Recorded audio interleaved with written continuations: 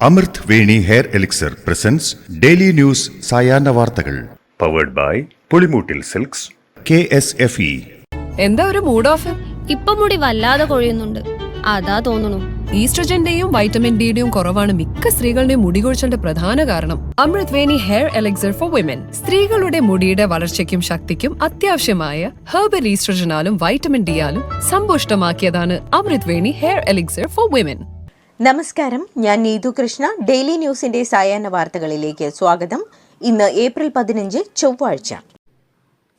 അതിരപ്പിള്ളിയിൽ കാട്ടാനാക്രമണത്തിൽ 2 പേർ കൊല്ലപ്പെട്ടു. വാഴച്ചാൽ ശാസ്താംപൂവം ഉന്നതിയിലെ സതീഷ്, അംബിക എന്നിവരാണ് കൊല്ലപ്പെട്ടത്.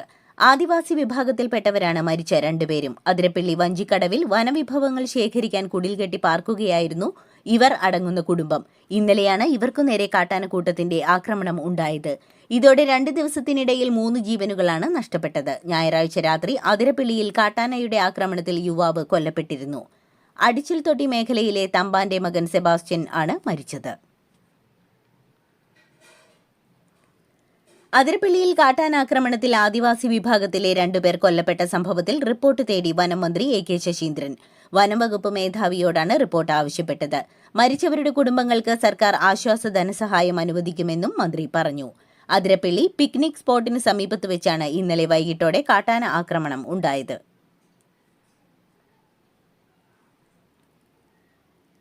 അതിരപ്പിള്ളിയിൽ കാട്ടാനാക്രമണത്തിൽ 2 പേർ കൊല്ലപ്പെട്ട സംഭവത്തിൽ മരണകാരണം സ്ഥിരീകരിക്കേണ്ടതുണ്ടെന്ന് വനം മന്ത്രി AK ശശീന്ദ്രൻ. മുംബൈയിലുള്ള മന്ത്രി സംഭവത്തിൽ ചീഫ് വൈൽഡ് ലൈഫ് വാർഡനോട് അന്വേഷിച്ച് റിപ്പോർട്ട് നൽകാൻ ആവശ്യപ്പെട്ടു. ഇത് സംബന്ധിച്ച് പുറത്തുവിട്ട വാർത്താക്കുറിപ്പിൽ അതിരപ്പിള്ളിയിലേത് അസാധാരണ മരണങ്ങൾ എന്ന് വിശേഷിപ്പിച്ചിട്ടുണ്ട്. 2 ദിവസത്തിനിടെ 3 ജീവനാണ് കാട്ടാന ആക്രമണത്തിൽ പൊലിഞ്ഞതെന്ന് പ്രതിപക്ഷ നേതാവ് VD സതീശൻ. അടിയന്തര നടപടികൾ സ്വീകരിക്കണമെന്ന് പലവട്ടം ആവശ്യപ്പെട്ടിട്ടും സർക്കാർ ഒന്നും ചെയ്യുന്നില്ല. വനാതിർത്തിയിലെ ജനങ്ങളെ വിധിക്ക് വിട്ടുകൊടുത്ത് സർക്കാർ നിസ്സംഗരായി നിൽക്കുകയാണ്.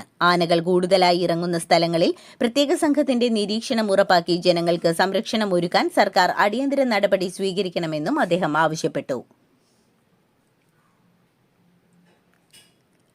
PM ശ്രീ പദ്ധതിയിൽ അംഗമാകണമെന്ന വിദ്യാഭ്യാസ വകുപ്പിന്റെ നിലപാടിനോട് ഇനിയും യോജിക്കാതെ CPI.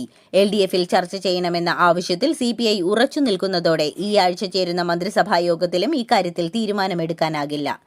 PM ശ്രീയിൽ ചേരാത്തതിനാൽ സമഗ്ര ശിക്ഷ കേരള ഫണ്ട് കൂടി തടഞ്ഞുവെക്കുന്ന കേന്ദ്ര നിലപാടിനെ ചോദ്യം ചെയ്യാതിരിക്കുന്നത് ശരിയല്ലെന്ന വാദമാണ് CPI മുന്നോട്ട് വയ്ക്കുന്നത്. റവന്യൂ അവകാശങ്ങൾ പുനഃസ്ഥാപിക്കണമെന്നാവശ്യപ്പെട്ട് സമരം നടക്കുന്ന മുനമ്പത്ത് ഇനി നന്ദി മോദി പരിപാടി നടക്കും. വഖഫ് നിയമ ഭേദഗതിയിലൂടെ മുനമ്പത്തുകാരെ കുടിയിറക്ക ഭീഷണിയിൽ നിന്ന് സംരക്ഷിച്ച പ്രധാനമന്ത്രി നരേന്ദ്രമോദിക്കും കേന്ദ്ര സർക്കാരിനും നന്ദി പ്രകടിപ്പിച്ചുകൊണ്ടാണ് NDAയുടെ നേതൃത്വത്തിൽ പരിപാടി സംഘടിപ്പിച്ചിരിക്കുന്നത്. വൈകിട്ട് 4 മണിക്ക് നടക്കുന്ന സമ്മേളനം കേന്ദ്രമന്ത്രി കിരൺ റിജിജു ഉദ്ഘാടനം ചെയ്യും.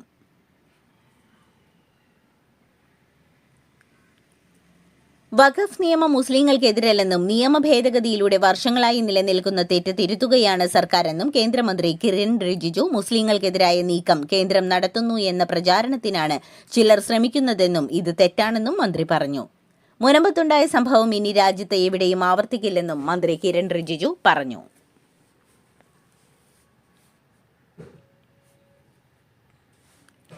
മാസപ്പിടി കേസിലെ SFIO കുറ്റപത്രം EDക്ക് കൈമാറും. എറണാകുളം അഡീഷണൽ സെഷൻസ് കോടതിയുടേതാണ് നിർദ്ദേശം.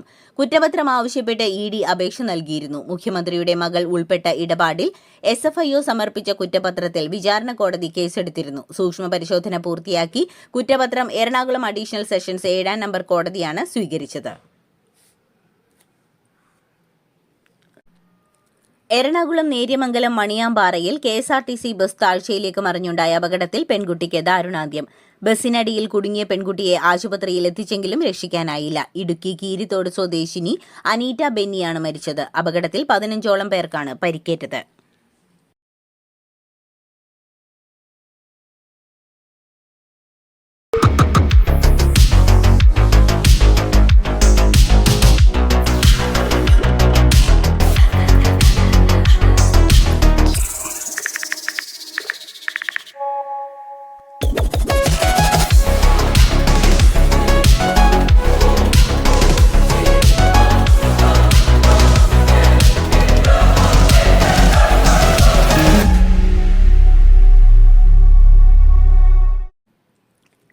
ജനങ്ങൾക്ക് മനസ്സിലാകുന്ന ഭാഷയിൽ സംസാരിക്കാനും ആശയവിനിമയം നടത്താനും പാർട്ടിക്കാകുന്നില്ലെന്നത് സ്വയം വിമർശനപരമായി വിലയിരുത്തുന്നുവെന്ന് CPM general secretary MA baby.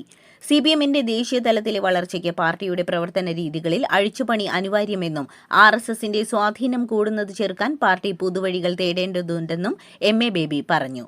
യുവാക്കളുടെ ഇടയിലെ മാറ്റങ്ങൾ തിരിച്ചറിഞ്ഞ് പാർട്ടിക്ക് ഇതിനോട് പ്രതികരിക്കാൻ കഴിയുന്നില്ലെന്നും പാർട്ടിക്ക് പുതിയ ആശയങ്ങൾ കണ്ടെത്താനോ ഭാവനാപരമായി ചിന്തിക്കാനോ കഴിയുന്നില്ലെന്നും സമരങ്ങളിലെ പങ്കാളിത്തം പോലും ചടങ്ങായി മാറുന്നുണ്ടെന്നും CPM ജനറൽ സെക്രട്ടറി ഇംഗ്ലീഷ് ദിനപത്രത്തിന് നൽകിയ അഭിമുഖത്തിൽ വ്യക്തമാക്കി. CPM കണ്ണൂർ ജില്ലാ സെക്രട്ടറിയായി മുൻ MPയും മുഖ്യമന്ത്രിയുടെ പ്രൈവറ്റ് സെക്രട്ടറിയുമായ KK രാഗേഷിനെ തീരുമാനിച്ചു.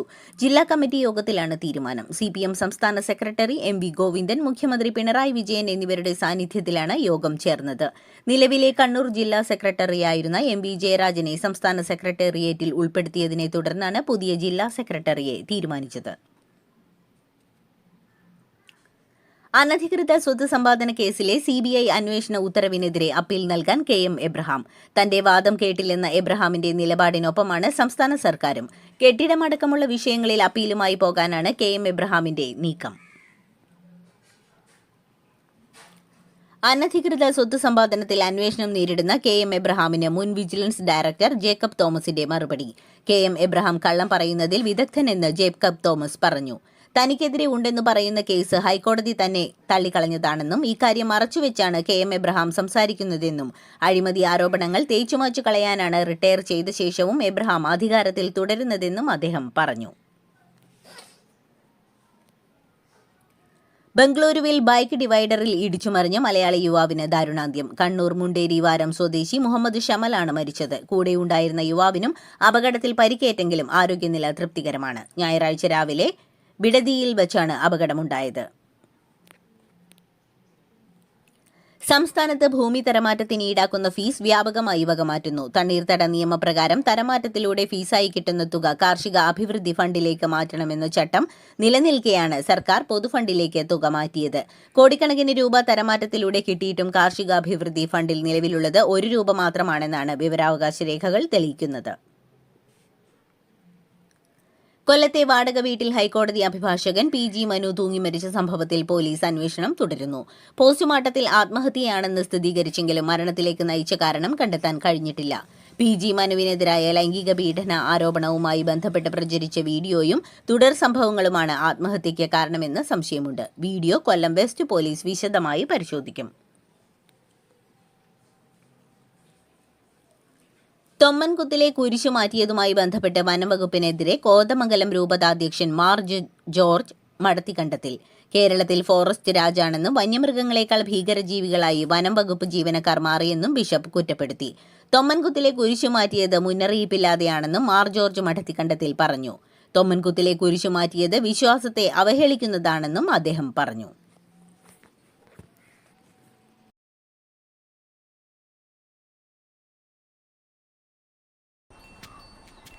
മോൾക്ക് ബർത്ത്ഡേ ഗിഫ്റ്റ് വാങ്ങണ്ടേ? ഷോപ്പിൽ കൊണ്ടുപോയി ഇഷ്ടമുള്ള വാങ്ങിക്കൊടുക്കാം. അപ്പൊ ഏട്ടൻ വരുന്നുണ്ടോ?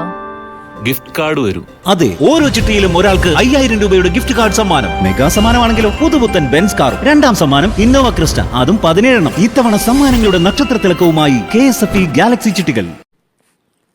സംസ്ഥാനങ്ങളുടെ അവകാശം പഠിക്കാൻ സമിതിയെ നിയോഗിച്ച് തമിഴ്നാട് സർക്കാർ. സുപ്രീം കോടതി റിട്ടയർഡ് ജസ്റ്റിസ് കുര്യൻ ജോസഫ് അധ്യക്ഷനായ സമിതിയെ ഇതിനായി നിയമിക്കുകയാണെന്ന് തമിഴ്നാട് നിയമസഭയിൽ മുഖ്യമന്ത്രി MK സ്റ്റാലിൻ പ്രഖ്യാപിച്ചു. ഭാഷയും വിദ്യാഭ്യാസവും ഉൾപ്പെടെ തമിഴ്നാടിന് കൂടുതൽ വിഷയങ്ങളിൽ സ്വയംഭരണാവകാശം നേടാനുള്ള നീക്കമാണ് ഇതിന് പിന്നിലെന്നതാണ് റിപ്പോർട്ടുകൾ. 1969 കരുണാനിധി സർക്കാർ രാജ മണ്ണാർ സമിതിയെ നിയോഗിച്ചതിന്റെ ആവർത്തനമാണിത്. സൽമാൻ ഖാന് നേരെയുള്ള വധഭീഷണിയുമായി ബന്ധപ്പെട്ട് പ്രതിയെ പോലീസ് അറസ്റ്റ് ചെയ്തു. 26 വയസ്സുകാരനാണ് പിടിയിലായത്. ഗുജറാത്തിലെ ബറോഡയിൽ നിന്നാണ് അറസ്റ്റ് ചെയ്തത്. ഇയാൾക്ക് ബിഷ്ണോയി സംഘവുമായി ബന്ധമുണ്ടെന്നതിന് തെളിവ് ലഭിച്ചില്ലെന്ന് പോലീസ്. പിടിയിലായത് മാനസിക പ്രശ്നങ്ങളുള്ളയാളാണെന്നും സംശയമുണ്ട്. വഡോദര സ്വദേശിയായ മായങ്ക് പാണ്ഡെയാണ് അറസ്റ്റിലായത്. മെഹുൽ ചോക്സിയുടെ സ്വത്ത് കണ്ടുകെട്ടാൻ EDയുമായി ഊർജിത നീക്കം. 10 രാജ്യങ്ങൾക്ക് ED ഇതിനായി വിദേശകാര്യ മന്ത്രാലയം വഴി കത്തു നൽകി. ചൈന അടക്കമുള്ള രാജ്യങ്ങളിൽ ചോക്സിക്ക് സ്വത്തുണ്ടെന്ന് ED അന്വേഷണത്തിൽ കണ്ടെത്തി. അതേസമയം മെഹുൽ ചോക്സിയെ ഇന്ത്യയ്ക്ക് വിട്ടുകിട്ടാനുള്ള നടപടികൾക്ക് 6 അംഗ ഉദ്യോഗസ്ഥ സംഘത്തെ അയക്കും. വഖഫ് സ്വത്തുക്കൾ കൃത്യമായി ഉപയോഗിച്ചിരുന്നെങ്കിൽ മുസ്ലിം യുവാക്കൾക്ക് പഞ്ചറുകൾ നന്നാക്കി ഉപജീവനം നടത്തേണ്ടി വരില്ലായിരുന്നു എന്ന പ്രധാനമന്ത്രി നരേന്ദ്രമോദിയുടെ പരാമർശത്തോട് പ്രതിപക്ഷ നേതാക്കളുടെ രൂക്ഷ വിമർശനം. കഴിഞ്ഞ ദിവസം ഹരിയാനയിലെ ഹിസാറിൽ നടന്ന പൊതുപരിപാടിക്കിടെയാണ് പ്രധാനമന്ത്രി ഇത്തരത്തിൽ പരാമർശം നടത്തിയത്. റോബർട്ട് വാദ്രയ്ക്ക് വീണ്ടും ED നോട്ടീസ്. ലണ്ടനിലേതടക്കം ഭൂമി ഇടപാടുകളിലാണ് വീണ്ടും ഹാജരാകാനുള്ള നിർദ്ദേശം. ഇന്ന് തന്നെ EDക്ക് മുന്നിൽ ഹാജരാകുമെന്നാണ് റോബർട്ട് വാദ്ര വിശദമാക്കിയത്. ഇതിനോടകം 11 തവണയാണ് റോബർട്ട് വാദ്രയെ ED ചോദ്യം ചെയ്തത്.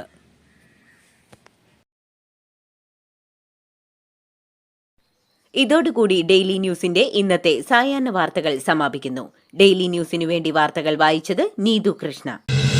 DailyNewsLive.in വാർത്തകൾ വിരൽ തുമ്പിൽ.